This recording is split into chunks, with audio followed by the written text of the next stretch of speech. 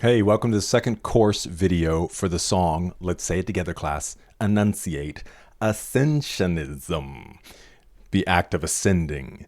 I'm musically malnourished, and you're on my journey to go deep and wide in discovering new music and artists. In these videos, we do a deep dive into the lyrics and meaning behind the music. This is from Sleep Token and their album, Take Me Back to Eden. Now, we're going to do this a little differently than we've done so far, and I'll be upfront with you. I have utilized AI to help with this document I'm about to show you.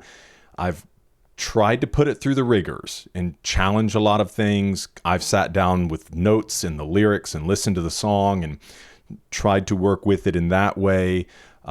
First and foremost, at the imagery associated with this song, as you know, or probably know, Sleep Token has a lot of imagery associated with every single one of their songs. And so first we're going to kind of look at that, and then we're going to get into the lyrical breakdown. Let me know your thoughts on this. I think it's open to a lot of interpretations, and sometimes AI is really bad at AI can be bad at a lot of things. But again, I've poured through this and I've tried to really put it to the test. And I've been very pleased with at least the results that it's given. So would love to know your thoughts as well. And as always, your opinions and your interpretations are welcome in the comments. But let's go ahead and get in and take a look at Ascensionism.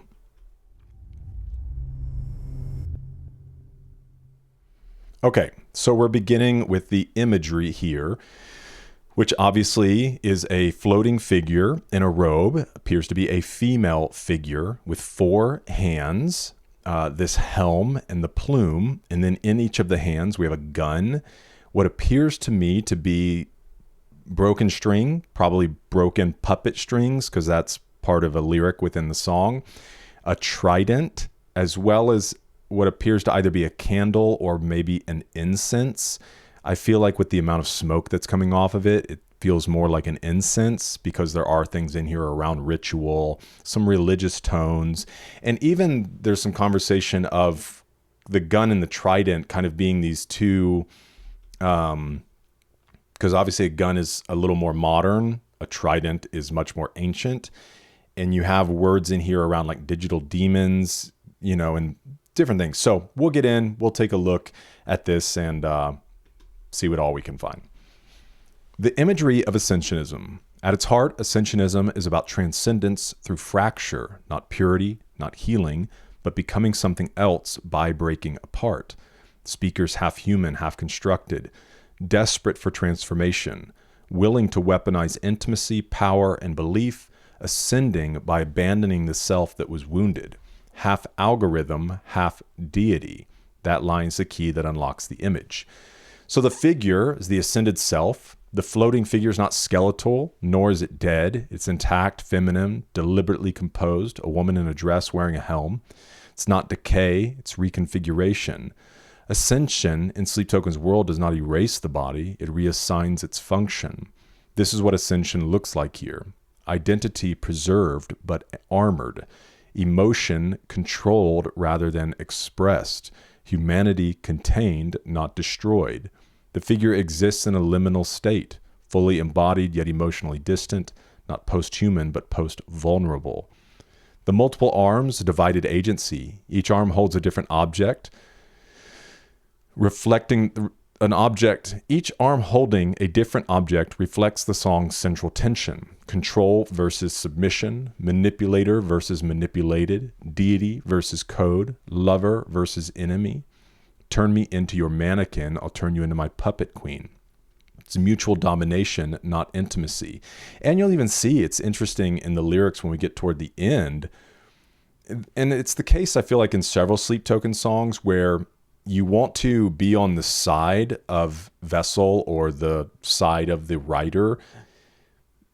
But then there's also kind of this same dysfunction in that individual as well. So neither one appears to be like perfect or has the best intentions in mind, because it kind of mirrors and flips in the end. The many arms represent simultaneous roles, no stable self, no singular moral position. The objects in hand, systems of power. The objects are deliberately mismatched, forming a catalog of power structures the speakers pass through. A gun, modern, immediate power, human-made violence, action without meaning. a trident, ancient authority, mythic sovereignty, inherited dominance, broken puppet strings, severed manipulation, rejection of control through intimacy or projection, burning incense or ritual flame, continued participation in spiritual language without belief. This miracles the lyrical collision of religion, technology, desire, control. Digital demons make the night feel heavenly. The figure's not divine, it's assembled, shaped by trauma, systems, and learned behaviors rather than faith. The plume or crest is authority as performance. The feathered crest behind the helm is not a halo, signifies status, role, and spectacle, authority that must be seen to function. It's ascension as self-mythologizing, power worn like armor, identity performed rather than inhabited, transcendence enacted, not achieved. Ritual without redemption. The burning incense is crucial. It shows ritual still being performed, belief no longer present, spiritual gestures reduced to habit. Faith has been hollowed out, but its symbol remains. Who encrypted your dark gospel in body language? Belief encoded into behavior, not conviction. And why the figure floats. Take to the broken skies at last. Well, and obviously the song as well, Ascensionism, this ascending. It's not victory, it's escape, which this will come up in the lyric analysis and I think is made the most sense to me. Floating implies emotional dissociation, withdrawal from vulnerability, becoming unreachable rather than healed. I think this too spoke to me in the lyrics. Ascension here is not enlightenment, it's emotional invulnerability. Again, right? Because it is, the hope would be that you can ascend to a place, and I wouldn't call it enlightenment, but of health. And I've talked about that quite a bit in other videos. But in a way, it seems like the ascension here is just like, you can't hurt me, you can't touch me type thing, this distance. So the meaning distilled, the image represents the speaker after ascension, a being who's rejected dependence, abandoned belief while retaining ritual, integrated trauma into power, become both judge and weapon, achieved freedom by shedding intimacy. It's seductive, it's frightening, it's intentional. Sleep Token is asking if transcendence requires abandoning your humanity, is it redemption or just survival dressed as divinity? All right, let's get down to the lyrics. Well, I know what you want from me. You want someone to be your reflection, your bitter deception, setting you free. This opens with clarity, not confusion. The speaker knows the other person doesn't want him. They want a mirror, someone to project onto, someone who absorbs their bitterness so they don't have to face it. Setting you free is ironic. Their freedom requires using someone else. So you take what you want, then leave. A pattern is established. Extraction, abandonment, no accountability. It's emotional consumption. Who made you like this? Who encrypted your dark gospel in body language? And I think it probably is asking a question. It's like, we use it as a joke sometimes. It's like when somebody lashes out, or, you catch this online a lot. People just leave comments that are really hateful, and you're just like, who hurt you? The whole hurt people. And so, like, what has happened? What have you encountered in your life that has caused you to operate in this manner? This shifts from accusation to curiosity. Well, and probably a little bit like, what the heck, man? A little frustration. Like, who hurt you? Encrypted suggests trauma learned indirectly. Pain encoded in behavior, not words. A belief system, a dark gospel formed through experience, not doctrine. And it's funny because, technically the word gospel is good news. So even the idea of this dark gospel, is interesting. They didn't choose this consciously. They were programmed by something. Synapses snap back in blissful anguish, Well, and I think this is important too. They didn't choose this consciously. They were programmed by something. I think we have to be careful not to remove self-agency. Now, that's not to say, because of the many people that could watch this video, we all come from different backgrounds. We live in different places. Our parents, or lack thereof, raised us or didn't raise us. in certain ways. And so I think that there are behaviors that we have inherited from seeing, that we've adapted, but we can't remove responsibility, right? I think the heart and desire would be that each of us as people can look within and figure out, like, okay, the way I act like this, let's just take maybe what's the word? A softball? A lob? Let's just take a simple one. Something like acting out in anger. And I'm not just talking about like being frustrated. I'm talking about hitting things, throwing things, breaking things, destructive behavior that comes from anger, the kind of anger that makes you lose jobs, that ruins marriages and families, the kind of anger that can even wind you up behind bars. That's not the kind of thing that we just excuse. Now there's grace, there's patience, but sometimes there's also hard learning. Like you make certain mistakes, you don't get to necessarily, you don't get to take it back. You open your mouth and say really hurtful, damaging things. Man, hopefully by God's grace, you can receive forgiveness from that person, but some of the damage is done.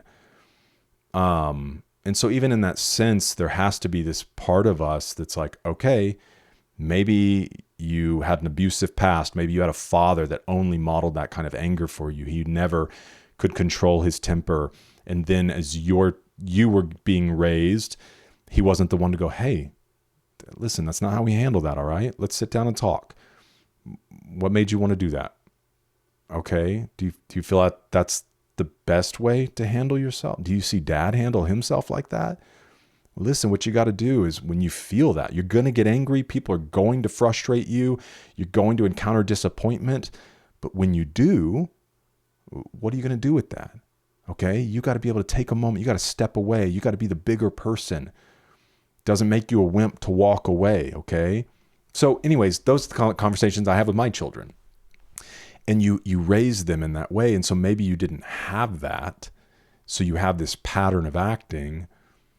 And what we have to do is, even if we didn't choose it consciously and you feel in ways programmed by something, as people, as we mature, we have to be able to put those things in the light and go, all right, yeah, that part of me sucks.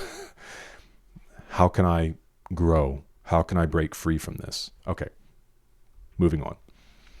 Synapses snap back in blissful anguish. Contradiction on purpose. Blissful, pleasure, release, anguish, pain, and loss. It's describing toxic attachment, pain that feels familiar enough to be comforting. Tell me you met me in past lives, past what might be eating me from the inside. That's when we get into that like R&B type rap.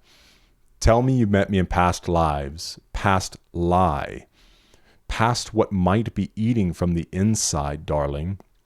Past lives becomes past lie. He's calling out spiritual language used to romanticize damage, avoid accountability, make intensity feel destined instead of unhealthy. What's eating me from the inside is unresolved trauma dressed up as fate. Half algorithm, half deity, glitches in the code or gaps in a strange dream. This is the thong's. I did it again. Thong. Baby, make your booty go. Ba-na. Okay. She got dumbs like a truck. Thighs like what? Okay, I'll stop. This is the song's thesis. The speaker sees himself as part human, part constructed, shaped by systems, patterns, conditioning, no longer purely organic or spiritual. Glitches suggest he doesn't fully function emotionally anymore, which also could be speaking of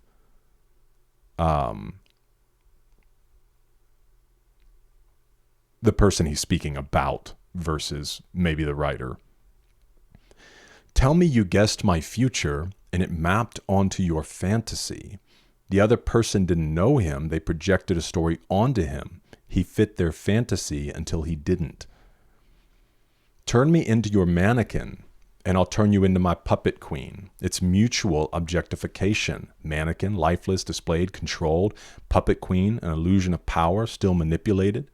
Neither person is free here. They're negotiating control, not intimacy. And this is where I think in the song you start to feel the scales balance, because you'd think he'd be like, I don't want that. I reject that. But then he's like, I'll be your mannequin, you can be my puppet queen.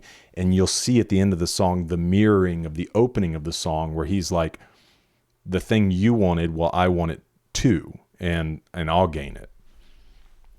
Won't you come and dance in the dark with me? Show me what you are. I am desperate to know. Despite everything, they're still longing. This is important. Ascensionism isn't cold. It's desperation masked as confidence. He wants truth even if it's ugly. Nobody better than the perfect enemy.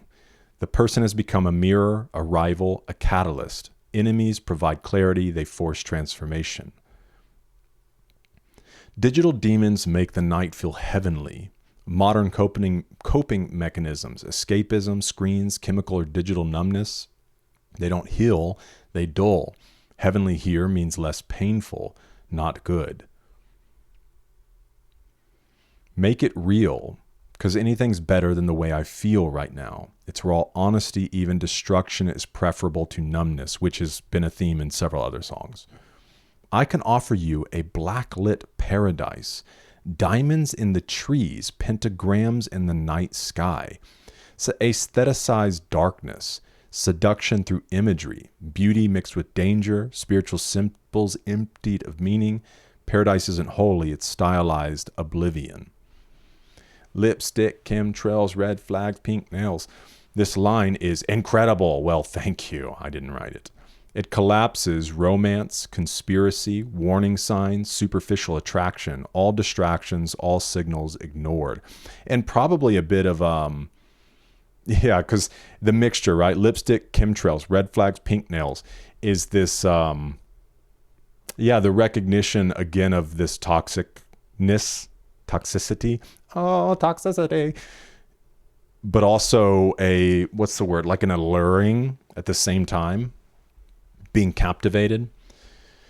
With one eye on the door, other eye on a rail, while the other eye following a scarlet trail. Excuse me. Hypervigilance, ready to escape, ready to self-destruct, still chasing desire, 3 directions at once, no peace. And it's interesting too, this following a scarlet trail in some ways mirrors, was it, excuse me, goodness. Was it in about the blood trails in the blue or red trail in the blue?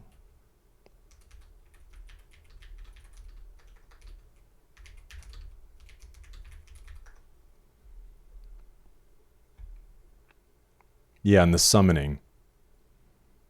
I've got a blood trail red in the blue. Kind of reminds me of that.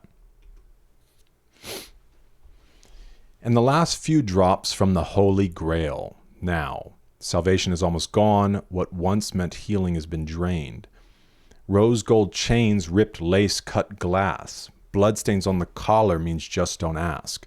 Luxury mixed with damage. This is the cost of the aesthetic. Beauty built on harm, pain normalized, silence encouraged. Be the first to feast. Let's choke on the past. This is violent imagery for indulgence, consuming trauma instead of processing it. And take to the broken skies at last. So the way they think they're going to ascend. Not upward in purity, upward in detachment. Leaving the ground because staying hurts too much. Well, and maybe even the idea of like this relationship, as jacked up as it seems to them, is this ascending, this feeling, so again, it's almost like in other songs, the idea of being caught up in the passion, it's like this idea of that is the ascension, but the reality of what's going on is not healthy. You make me wish I could disappear, because it's right. It's like we're ascending, but you make me wish I could disappear. The emotional core, not death, not revenge, erasure. You're gonna watch me ascend. This is not triumph. It's defiance through withdrawal. I will become untouchable, and you will see what you lost. The final return, you want me the same as me. You want the same as me. So this is him confessing.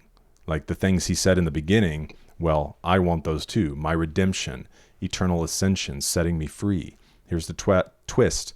They both want ascension, but neither knows what it costs. So I'll take what I want, then leave.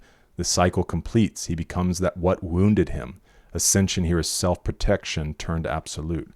So in one sentence, Ascensionism is about choosing power over vulnerability, not because it's right, but because it's survivable. No, I don't want you to do this. Sorry. Oh, look behind the curtain. Hey, I was up front that it's AI. So let me know your thoughts on this. I mean, obviously there can be different interpretations and things like that. So like I said before, I welcome them into the comments. But I did like a lot of the things that it was saying and bringing up and tying together.